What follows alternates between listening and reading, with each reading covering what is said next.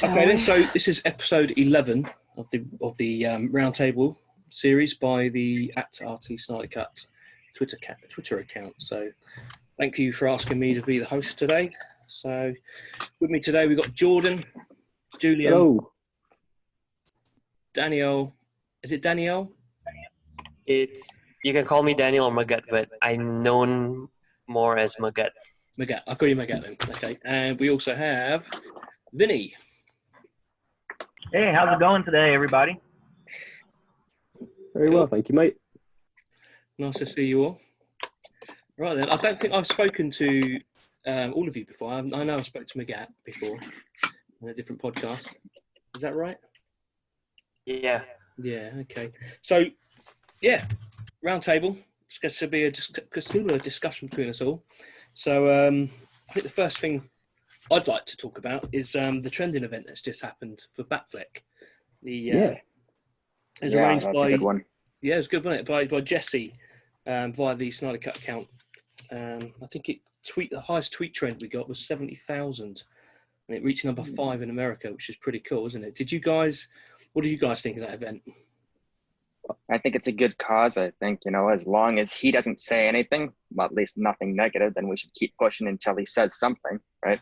Mm-hmm. Yeah, no, I just really appreciated how it was like a reminder of just what we could do as a powerhouse when we want to trend. Like we just hit it hard that day, and it just flew up. It just a matter of hours. We were just there, and it just felt good to be reminded that we could do it just easy like that. Just like that. Yeah, for me, James, I got a chance to talk to James a little bit before he started the event.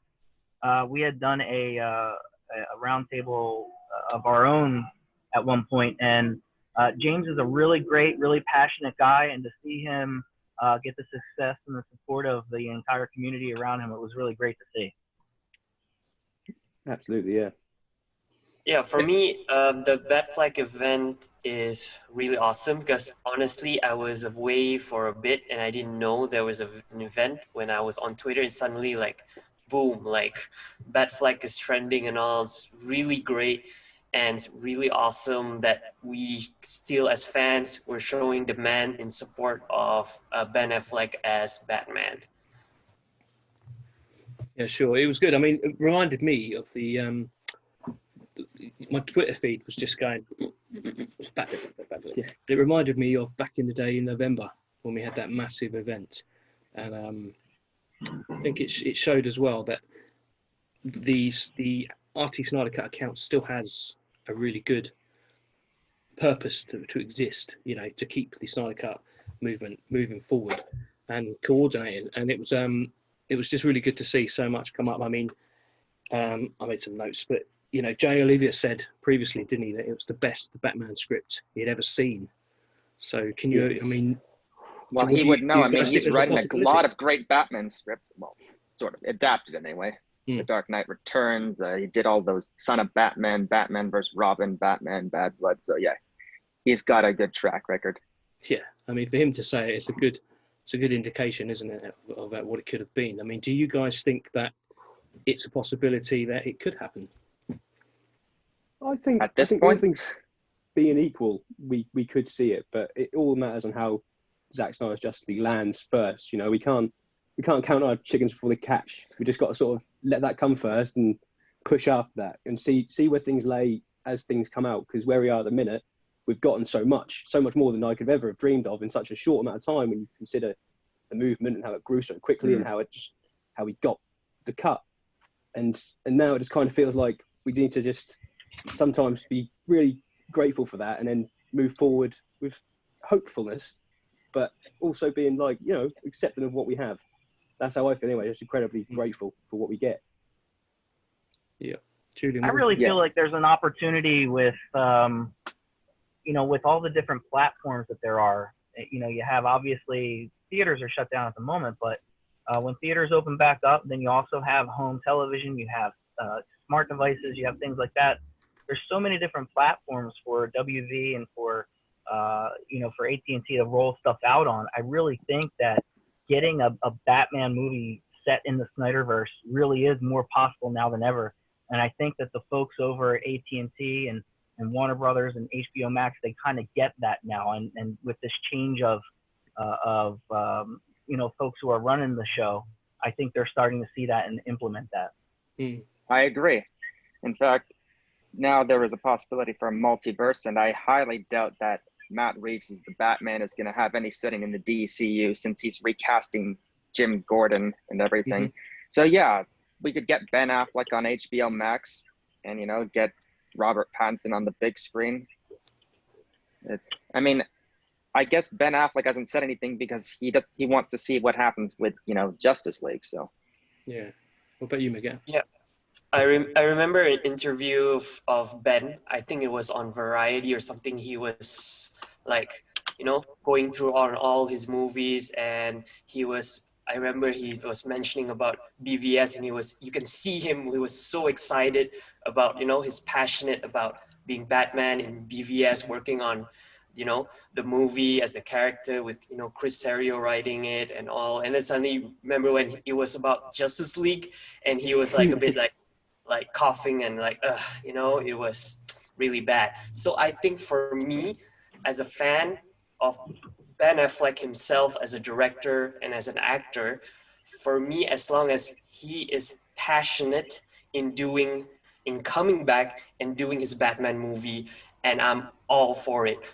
So for now, as fans, we can just, just keep on asking and demanding our support of him as Batman.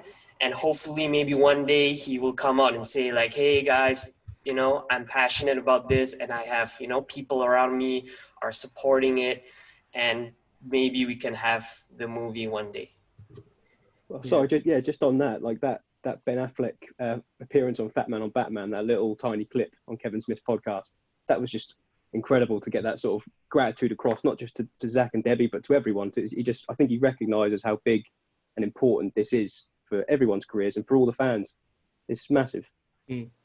I think also from this event, get him trending as Batfleck, I think, he had a lot of opposition prior to BVS, when he was originally cast. I admit, even at the time I was thinking, ooh, Ben Affleck, because I kept thinking, of the old Daredevil film and how awful I thought that was.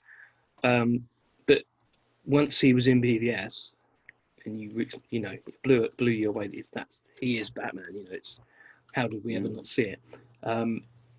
So and he clearly liked it. And obviously, when he was filming Justice League, Zach's posted clips, filming and shots from various of them doing press ups and on set, and and I think with the way he suffered with his health afterwards as well, after the press run of Justice League, I think at the very least, this Batfleck trending will show him that, as a positive thing for him, everyone was grateful for what he did, and we're looking forward to seeing him. So it must be a nice big buzz and a high for him to have that recognition, even today, that people are still looking forward to seeing his real version of Batman in Justice League. With all the health issues he's had, and he's so in shape now, isn't he? Have you seen pictures? Oh yeah. So it's almost like is he preparing himself for the call? Yeah, you'd like to think so. Like especially with the clapperboard and the idealized reshoots and potential for the additional photography, especially the idea of seeing Batman and Superman in additional scenes. You've got to think that he's getting ripped for that purpose. But even so, even apart from Snyder, apart from everything else, it's just nice to see the man healthy after such a mad period for him. It's really good to just see him happy, healthy, and moving on. I just wish paparazzi take less pictures of him, because that's a personal gripe of mine, just seeing these personal moments invaded on. But but he doesn't seem to mind, from what I can tell, because he's happy. No, hopefully not. That's the thing, isn't it? With paparazzi, it's good when you don't mind. It's bad when you do mind. So, but then there is a level of celebrity where you have, that's kind of a given, isn't it? But you're right. There is a time where I think when they need to back off. So moving on from that, with the way about how the actors were feeling about how it all went down, we had Ray Fisher tweet less than 24 hours ago, didn't we? A tweet that said, "I'd like to take a moment to forcefully retract every bit of this statement.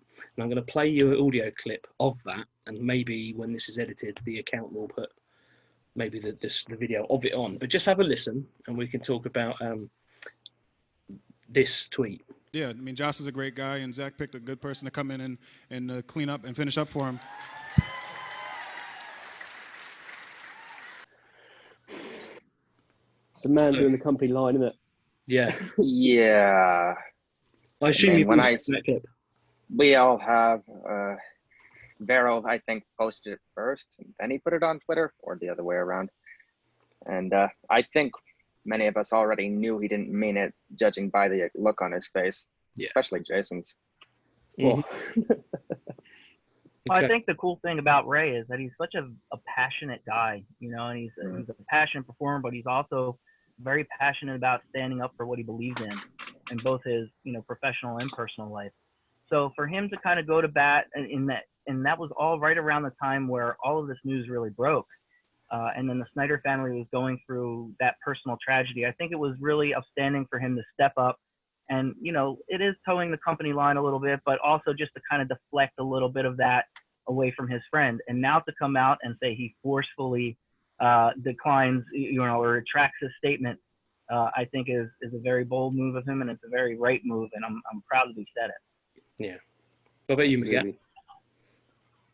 Yeah, like for me, as a fan at that time, at that moment, I bought in all of that bullshit because I remember because I was too excited for Justice League.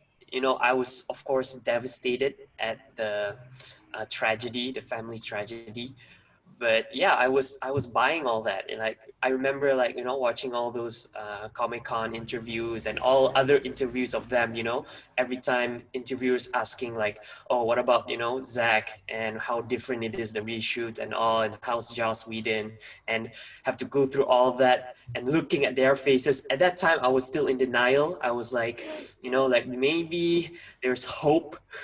Maybe they didn't change, maybe the reports were true, until the day I went to the movies and saw it myself.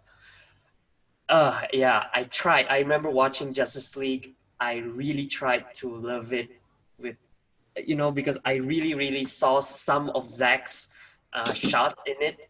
But after the credits, I totally just, went back on Twitter and saw #release the Snyder Cut. Then here we are now.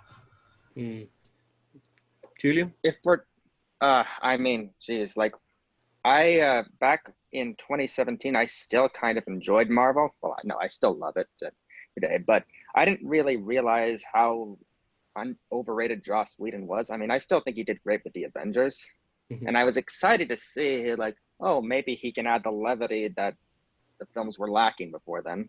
And then I actually watched it, and I realized, no, this is not Zach's movie, not one bit. And I'm thinking that regardless of what he actually had the power to do on that film, he was simply the wrong choice. Yeah. Jordan? Well, no, on what particularly, Ray Fisher's post, or? Well, the post that he's put up, and what you think about what happened prior for him. Well, it's horrible, because obviously we've heard so much about him being the heart of the movie and everything about his character being cut so forcefully from it. And to see him go on that stage back then you understood why, but at the same time, your heart broke for him, because you knew that he was just saying something that he doesn't believe in his heart. And you could see it from everyone else in that panel. They felt the exact same way. And much like the other guys in this round table, I was trepidatiously, I heard the reshoot talk, and I thought, we'll see what happens. I just hope we get to see what did this story come and finish fully. But once we sat down in the theater and saw that film, it's so jarring. So much of it was so jarring. And I remember coming out of that theater and just feeling remorseful. I just felt like something had been stolen from me, something had been taken, and I couldn't sort of describe it at the time. And yeah, slowly but surely, I'd followed the movement via the RT Snyder Cut account. And when November came around, they were like, this is the time. If you want to tweet now. So I was like, right, well, here we go. And I just made the account, jumped right in, and here we are. And just yeah, it's been a hell of a ride. But as for Ray Fisher, I can't even imagine how incredible that moment must have been for him to just sort of come out and just go, I retract every part of this statement. I believe in this. It's just, yeah, it's going to be incredible. When you look back at that video and you look back at the interviews at the time, a lot of the cast, from my point of view, they looked sad. And I interpreted that as because they were sad at the tragedy. And that it was sad that they were doing this press tour without Zach. In hindsight, now we're looking at it with different eyes and different information, and now he's retracting it forcefully.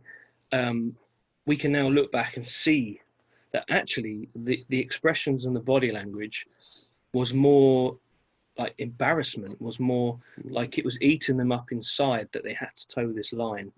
And they felt like it. To me, looking at that video, he looked like he wanted to cry. Like every word he said was hurting. You know, we've seen the support he's had throughout the whole thing for Zach, because he cast him. It was his major role. You know, he's virtually unknown, and you know, he made his career, and he was the heart of the movie. You know, it was taken away. So when I look at that now, and like I say, it's hurting him saying it. And it must, like you say, it must be so liberating to be able to say, I'll forcefully retract this now. And I think what the reason he's able to have done this is because of you guys.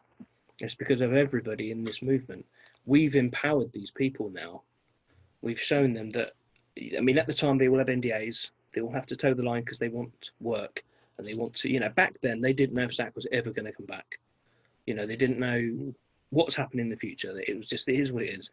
So this movement has empowered them now because we've shown that we can destroy a corporation's credibility and reputation and the fact that they lie, and we've shown that actually no, we can create this new thing where there'll be a new streaming service, you know, where there's this, you know, this, they'll put us on this. We now, you know, this is now the pinnacle, one of the most important things they've got on their list. So I think as a reflection of what everyone's done in the Snyder Cut movement, it's now coming out that, you know, that it's falling back, that they now feel that they can speak up because now they're able to move forward. I mean, what do you guys think about the movement's power that we've created? Start with Julian. Well, we've got a lot more power than anyone ever expected. I mean, they laughed at us, they mocked us, they still do, but you know what?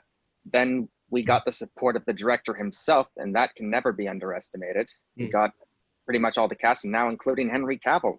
Yeah. So yeah, don't underestimate us. We can get the Suicide Squad cut if we keep pushing. I think we deserve it. I think David Ayer deserves it just as much as Zack Snyder does. They were both done dirty, and so yeah, we should keep fighting for that. Yeah. Megat. Just a little bit tangent to Ray Fisher for a bit. I remember, like, you know, listen to his Twitch stream.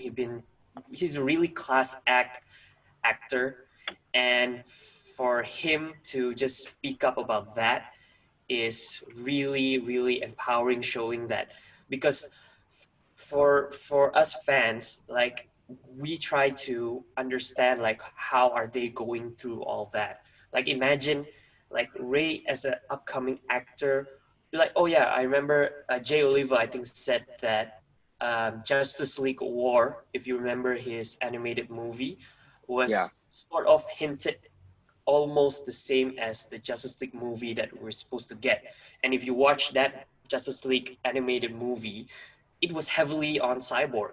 So we definitely had Cyborg's origin story, and it's really, really, you know, sad to see that all of his work getting cut up. And thank God he managed to get into another work. I think he did True Detective on HBO. He did. Yeah, which he was good, and he was great, and I'm happy for him. And now with like what we're talking about now, which is fan movement power, like, we helped him get back his voice. An African American who needs to, you know, show his talent and be the best, like, actor that he could show, because face it, we saw what they did in Justice League.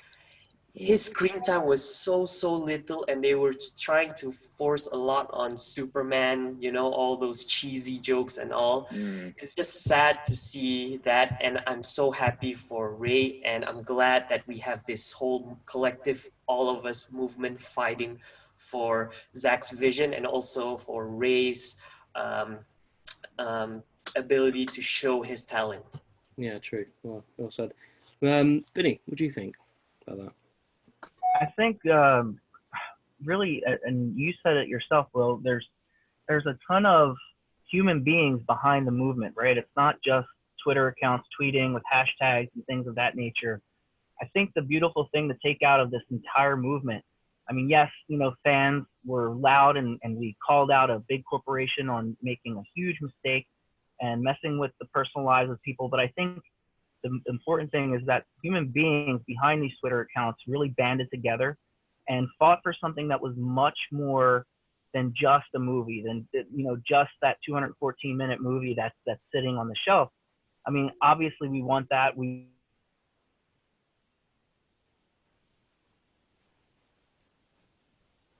Okay, I think Vinny's frozen. Jordan, do you want to pick up what your thoughts when we get back to Vinny when he resurfaces? Yeah, no, I just wanted to comment on the fact that the movement and the power that we have, you're right, in this message we can get out so quickly. The reminder of that is always the Subway event. Like when Subway were trying to feed America, feed the homeless, and they got in touch with the accountant, and the accountant then had that little moment. I was online for that moment, a lot of us probably were, and we just saw it go down and saw the speed that we could do that. And to know that within an hour we had accomplished that task and just crushed it, and we have so much more power than we even realize sometimes. And what we could do is limitless, really. Like we can push for other cuts, we can push for directors and artistic integrity, and we can keep pushing these agendas, but we can also do so much more holistically for everything. Like there's so much to be talked about by having a movement that's so strong. Yeah, I mean, it does show that I think the difference of the work that we had, it wasn't just about film.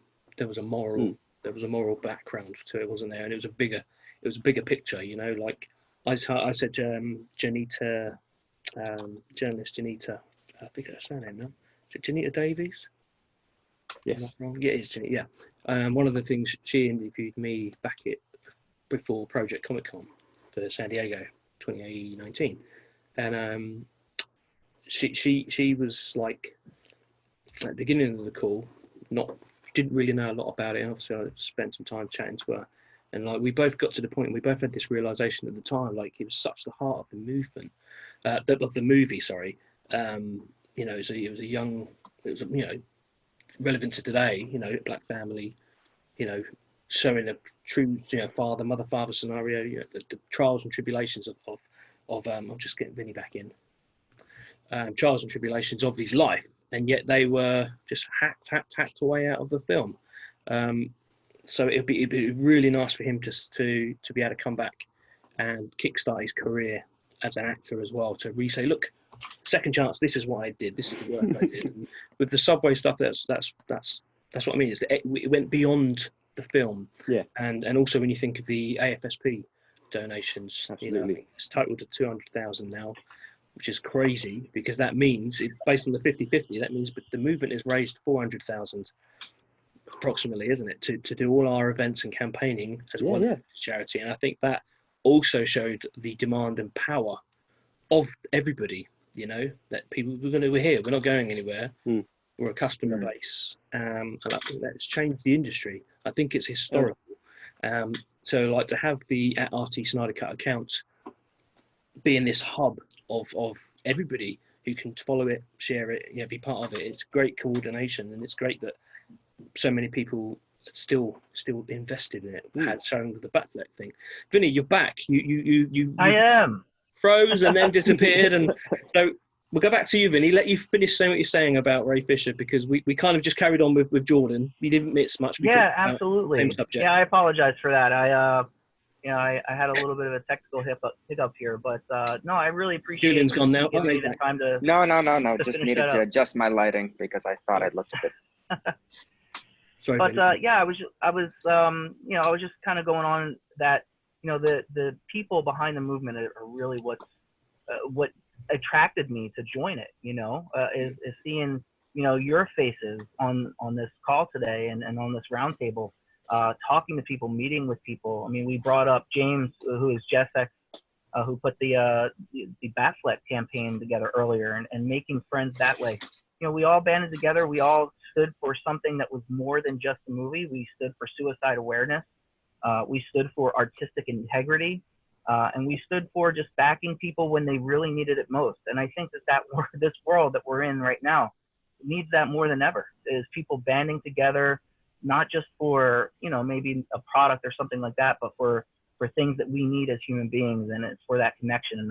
And I think that's what's really important about it. Yeah, exactly. Yeah.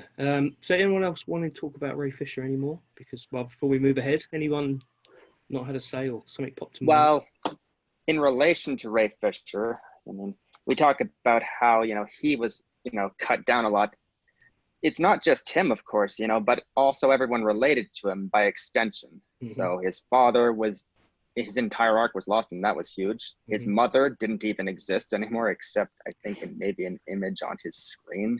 Yeah. And then there's, Iris, Barry's girlfriend, who didn't have any appearance. So yeah, all of that for a Russian family that had absolutely no relevance to the plot whatsoever. Yeah. Like, people act like Joss Whedon didn't have much to do with the 2 hours, but that is inexcusable. Yeah, and the fly spray, don't forget. Yeah. Oh yeah, including the Chinese actor supposed to be Adam, right? Yes. Oh yeah, Ryan Choi. Yeah. Yeah. So there's a lot of like POC characters being cut out completely from the film. So it's great to see these characters come back, and we can see them now. When you look at it in that way, POC characters being cut out, you got to think to yourself, why were they cut out? When Joss made the decision to rewrite everything, when he was told to do what he did, and he did it. I mean, personally, I think as a movie director and a human, he should have said sorry, and no director should have took it on. In my opinion, they should all have that integrity, to go. I agree. No, sorry, I don't want it. I don't want it. And Warner Brothers could have had to just delayed it, wouldn't they? But anyway, he took it. For me, it just says why? Why did he choose to cut what he did? Why did he choose to add what he did? Why was it a Russian family? Why did he cut out the POC characters? And it's why did he do that? And you look at the things that he did add. You got to think to yourself, like the just got a warning. Why did he add certain things and why didn't he? Like, for example, the Flash falling on top of Wonder Woman. Well, we know where that came from, right? Yeah, it's very telling and showing, isn't it? Especially in today's climate. Does make you wonder, and I'm glad that those things are going to get corrected for all of those people, not just the characters, but the actors. I'm sure Gal and Ezra are glad about it because neither of them wanted to do it. No, I don't even think it was Gal. Well, did you see Gal's body double post underneath? Yes. She posted underneath Ray's comment saying the exact same thing. Like, I second this motion. Yeah. Can you imagine being treated like that? The Rock, it's disgusting. What there's no need for it other than to make a joke about it. No. And it's also to what it does to Wonder Woman's character in terms of and Ezra's character, the Flash. Like, what it makes them in that moment is just jokes. It just takes any sort of serious levity you have out of these characters and just wipes the board of it completely straight away. And you're left with these completely 2D versions of these characters that have so much more to offer. And it's just so agitating. Just talking about this film again is getting me agitated. It brings on anxiety. It makes you want to tear up things. It does so much. Like, you remember Mark? So Jimmy Olsen's actor from Superman, like the 1978 version. Mark McClure. Yeah. Yeah, Mark McClure. I wasn't sure if any. So anyway, he had a role as Lois's personal chauffeur in the original one. In fact, I think we see him getting saved by Cyborg in the trailer. Yeah, he's like a security guard or a cop, isn't he? He gets relegated to another joke bit by Whedon where Flash draws on his face. Like on the... And I'm thinking, the Batman moment Oh. And that wasn't just Whedon. I'm pretty sure that was Jeff Johns who brought him back. I think Mark McClure mentioned that. So Right. I wonder how close they were working together. Yeah. I mean, Mark McClure, in fairness, probably wanted to... Sorry, carry on.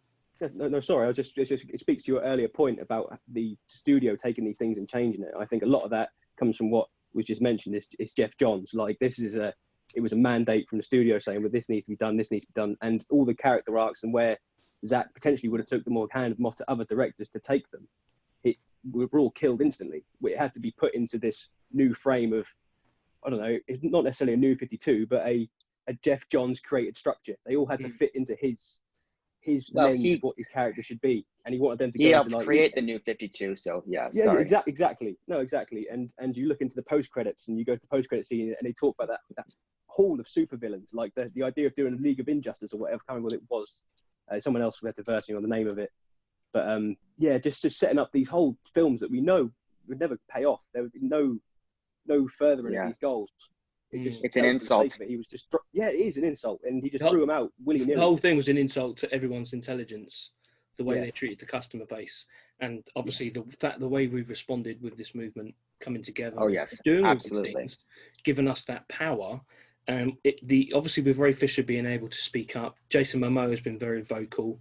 Ben Affleck's tweeted, Gal's tweeted, Henry's now joined in.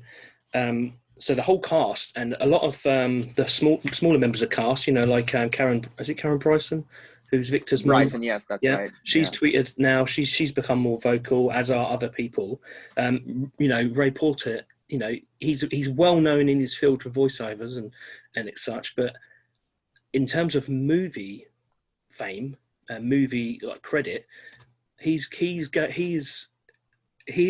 the main villain of the DC comics now. And there's a whole window of opportunity for him as an actor, as a voiceover artist to portray, and he did his thing, and little did we know, nobody even thought of him. They just did. Do you know what I'm saying? But now he's got that opportunity from the power. So we've empowered the actors and the crew and the cast, and the movement, and now we're getting the repercussions of that with the HBO Max streaming and now the DC FanDome.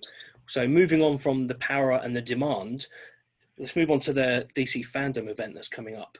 So they're asking Q&As of what people want. What do you guys think of that event? Are you looking forward to it? And are you going to submit any questions? Start with Megat, because he's been quiet for a little while. Yeah, I did post the question. Of course, the first thing that I think I asked to Walter Hamada or something. I asked about Ayer Cut, because I said, no, that one, it was to HBO Max. I asked, since, you guys are releasing Zack Snyder's Justice League, so why not? And David Ayer's been vocal, so why not, release the Ayer Cut as well? And I asked to Walter Hamada, or I'm not sure who else, I asked about, the Snyderverse, Justice League Part 1 and Part 2 and Part 3, because we want to see the whole thing if we can. And yeah, I think mostly that's it. I'm still thinking of more things to ask. There's a lot of things. It's really awesome to see that we have even a category for Zack. Zack has a question, we can ask Zack more questions about the Snyderverse, or, is he still passionate about doing more DC comics related films? So it's really cool to see Zack being included in the list. Yeah. It's about time. It's some recognition for him, isn't it? It's created the demand and the power that we created for these people. I think the studios will now, particularly the way they're going with AT&T and HBO Max, they are very cautious now of not making those same mistakes again. And it's been nice to see that they're putting it out to us now. What do you want? So Vinny, if you want to answer what you think about the FanDome and following on from Megat's answer. Absolutely. I mean, I'm ridiculously excited for it, and much like Megat, I did submit a question already, and it is about the Snyderverse. I mean, obviously we're all huge fans of the Snyderverse, but it's really just a matter of seeing all these different artists have an ability to make different interpretations of our favorite characters, right? So, yeah, I think that the FanDome is a great idea. I think it's a good way for the company, for the studio, to get a finger on the pulse of what we want and what we are going to pay to see. And it kind of takes away from that opportunity for them to do that clout chasing, to chase the quick buck. You know what I mean? And I think that's one of the big things that really disappointed me, was that when they invested in Zack Snyder, when they brought him on board, they had promised to play the long game. And that's what, the intent was from the very beginning, from Man of Steel to BVS to Justice League and so on. They were going to build this humongous universe, but they were going to do it right and do it, in steps. But I think, the suits and the higher ups brought on, a lot of pressure to meet the expectation that MCU had set. And, I think that the Jeff Johns of the world really kind of dropped the ball when it came to, putting that message out there and making that priority, as opposed to giving these artists artistic freedom. So the FanDome coming together and hearing our voices and what we actually want to see, I think it's a beautiful thing. Yeah, well said. Yeah, excellent. Julian, nice to have you back. Yes, happy. Just had trouble with the password and stuff. No, that's cool. No worries, mate. I'm surprised I managed to get us back up and running so quick. What's your thoughts on the FanDome? Well, I did ask Zach if he has another trailer planned. I'm hoping he does. Haven't asked that many questions yet, though I'm sure that I'll think of more when the time comes. I'm wondering whether or not Ava DuVernay has plans on who to cast for her new Gods film, and if, she's thinking of Ray Porter at all.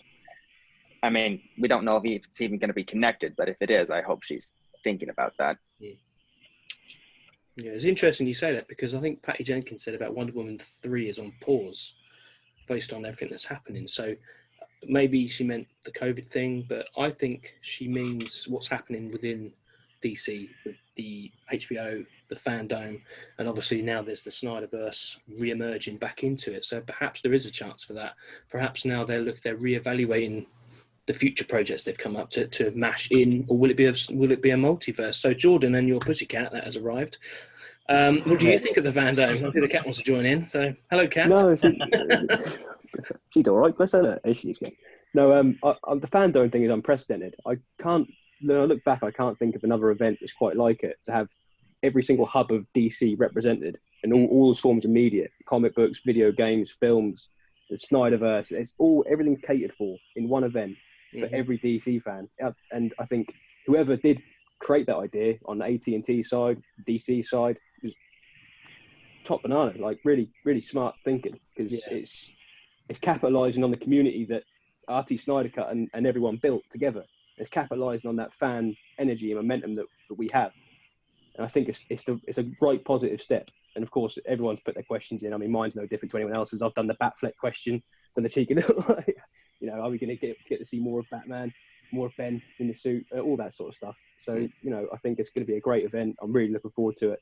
It's nice to know that DC have some sort of plan. I know I don't want to put too many eggs in that basket, though, because obviously we had all the announcements, the previous massive Comic-Con Hall H announcements, and the big list. And I mean, hell, if that list went ahead, we would have had them all by now. We would have literally just had Green Lantern, wouldn't we? Last week. Yeah. So Flash would have been out by now as well, wouldn't it? Perhaps.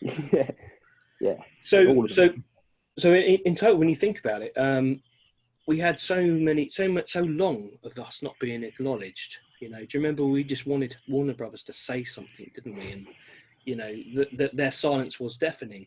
I think looking at it now, I think what this FanDome is showing is that they have been listening and they have been thinking, and they've evaluated. A lot of the top execs have moved on for whatever scandal or just sideways fired, So I think the right people are now in place, and I think those people have looked at the power of us as a customer base, and they've evaluated they've listened, because a lot of people commented about that. We've all said, DC have got this catalogue of characters and these comic books they can, and there's so much history they can bring in, which is more than Marvel, in my opinion.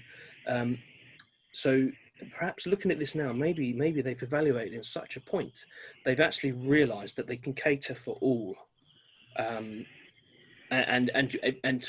use that. You know, what's wrong with a Snyderverse mashing with another verse every now and then? And if anything, like this whole talk of Michael Keaton.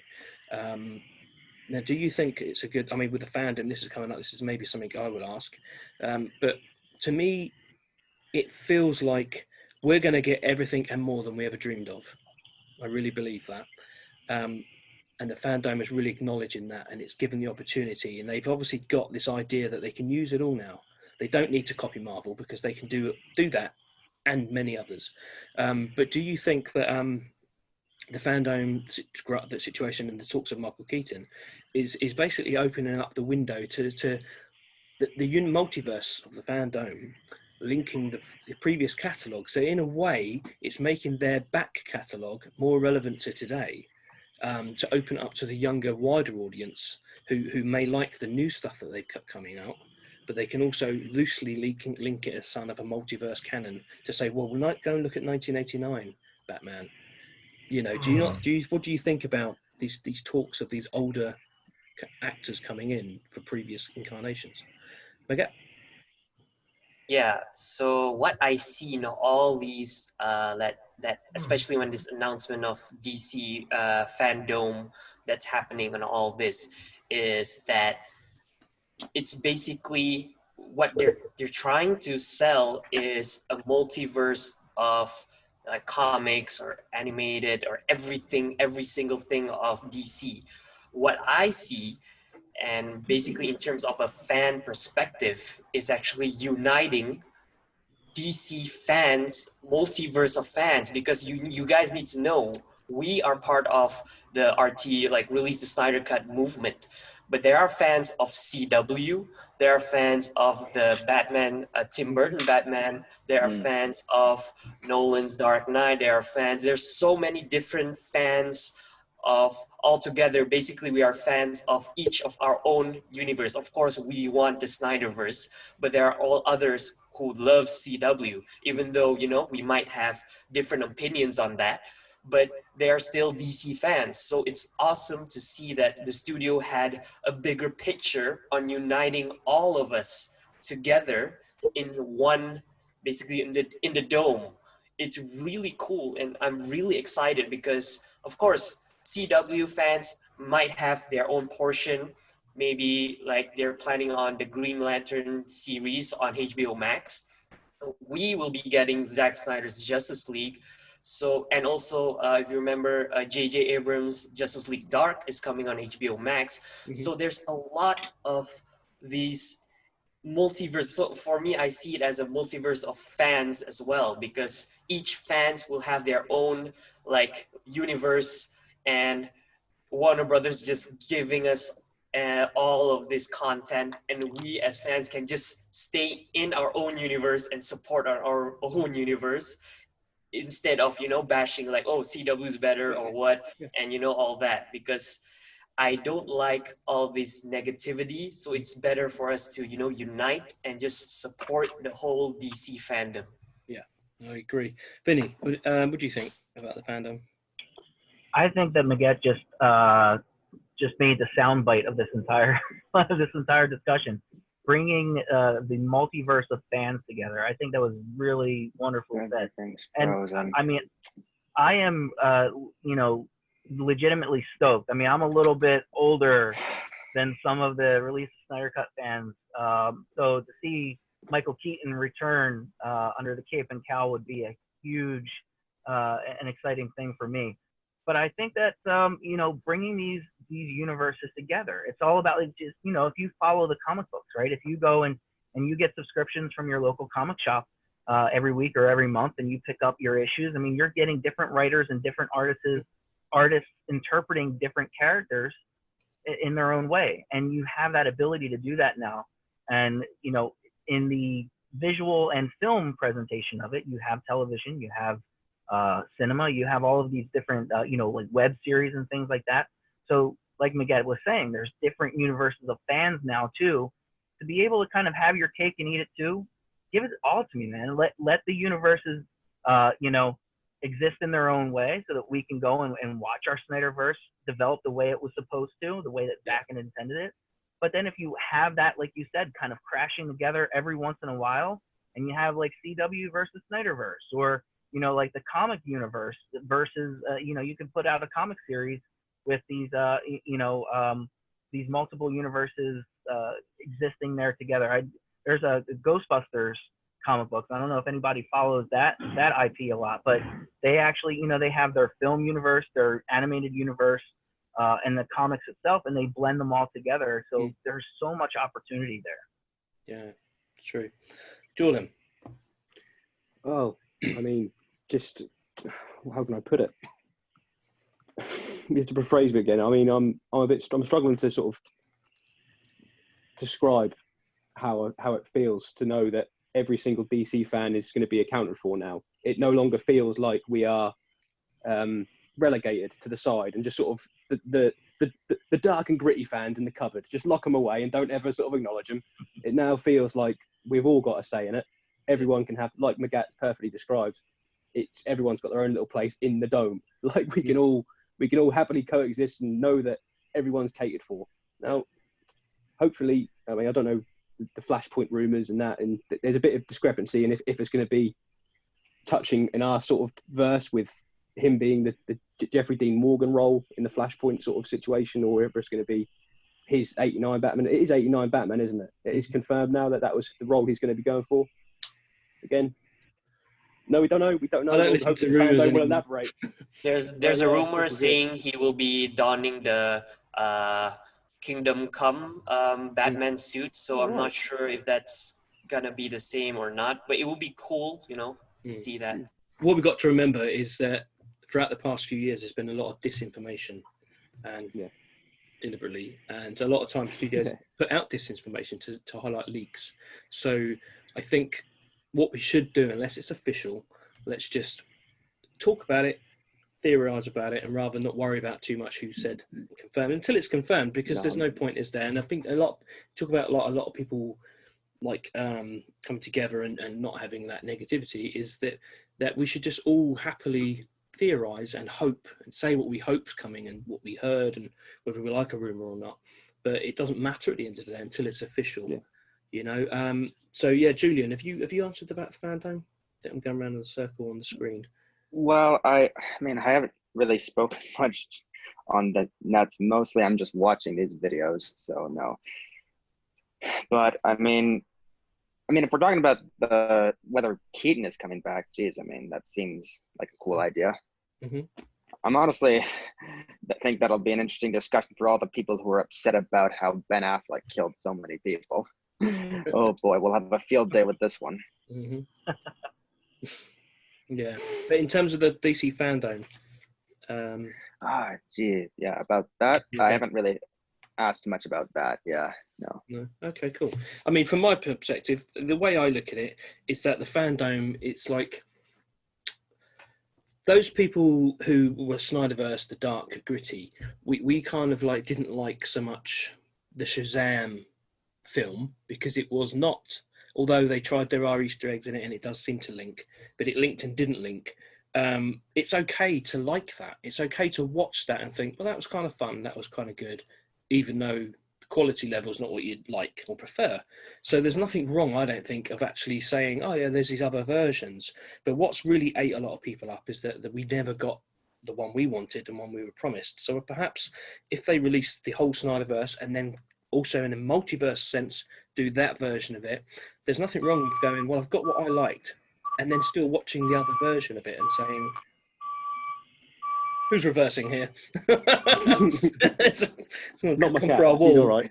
Do you see what I'm saying? There's nothing wrong with liking it, and I think what will happen is if you've got these multiverse of cinematic routes or TV shows in this dome, not only will you unite the fan base, because everyone will have something they can revert back to, and if you choose to, you can say, well, also like that a little bit, but you can have your preference, and it creates the dome. And I think that's what's coming, and that's why I like about the at RT Snyder Cut account, is that although we're all here for the Snyder Cut movement, there are people who are vehemently Snyder Cut only, those who say, well, I don't mind both.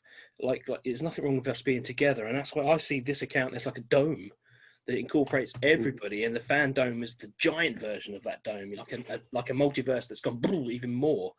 So I think it's a good thing coming. And I think, yet again, this movement has caused that. It's historical. So every single person that's been part of this, I think we should all quietly inside feel really smug and proud of yourselves, because look at what everybody did, and look what's to come. It's going to be good to see one day. Also, just to add on that, like the movement, the release of Snyder Cut movement also inspired other movements as well, like the Alita Battle Angel.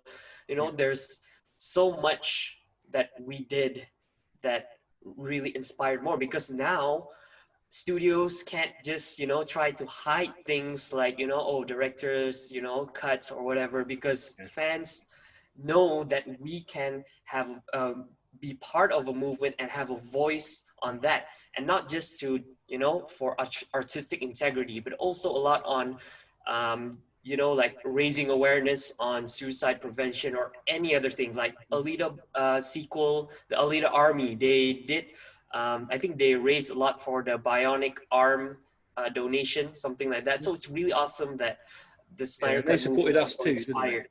didn't they? Yeah. A lot of those guys Big did time. join in on events and help us, which is really, I appreciate that. It just shown that, like you say, it brought in the other fandoms to show that, like, we can do this, we can do this, we can do this. And I think we're all very lucky to be in a time where we have this technology. We have social media, we have this kind of FaceTime group chat, so we can. And I think that's what caused the whole the Donner cut take so long, because back then all people could do was write a letter, and you didn't know who else was writing a letter. Right. So yeah, this is historical, and I think it's mind blowing that what we've achieved. So we're going to wrap it up short, because we've come up to another 20 minutes, and I know Vinny's got to get off. But an hour is a nice round number, I think, for people to listen to. So first, I'd like to thank all of you for coming on today with me. It's my first hosting of anything on a podcast. I normally do the guest, so I just get to sit there and speak whenever. So thank you very much for coming on. Is there anything anyone else wants to say before you all hang up today? Really just thank you, Will, for your time, and thanks for putting this all together. It was really great getting to meet everyone on the call today, and it's really just it's a privilege and a pleasure to be part of this movement and to bring everyone together. Yeah, thank you, and thanks for using your lunch break for us. Absolutely, I'll do it anytime. Oh man, good effort. Hope you've eaten as well. You could have eaten on the show. It wouldn't matter. We would have let you. I could have. We wouldn't have frowned upon it at all. Yeah. Who else was anything to say? Honestly, I don't think I could have said it better myself. So yeah, I'm grateful to be part of this movement. I think it's almost like a family now, and I hope to see you all at the Dome. Mm-hmm. We'll see you.